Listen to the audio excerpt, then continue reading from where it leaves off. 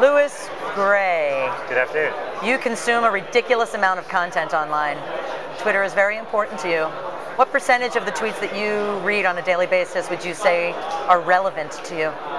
Well, it depends what time I'm checking in and on which lists I'm looking at, but probably I think on a good day about 10 to 20% max is relevant. And so what does relevance mean to you? Is it content, context, source? Well, those are all correct. Basically, a source is really first thing, so you want to see who's saying this. If you and I have a personal relationship or I trust your content, I'm going to absolutely take a look at it harder. I'm really looking at Twitter like I look at Google Reader or any other social network for links. I want to find out good news that's just been written, what's been sent out, and I'm going to click through and find it. Often the personal status updates, where you are, where you're checking in, where you're having lunch, I don't care. And the more that floats in, the less relevant it becomes. And so I'm looking for really good content as fast as it gets to me. So, what about filtering? I mean, it's a fire hose.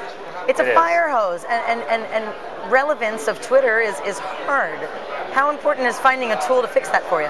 It is important. I think traditionally I've had to go elsewhere outside of Twitter to find that relevance. I've used Friend Feed for a long time because you can set up lists and sort it by specific people.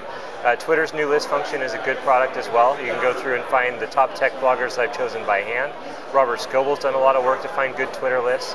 And obviously you have the new My 6 Cents application for the iPhone, which lets you find good relevance both on RSS and tweets. So, well, you just answered my question because I was going to ask you about a tool, but you just named a tool. I did. Thanks a lot. Apologize for that. That's all right. So, what about friends and the other kinds of filters? I mean, is it from whom it comes important to you?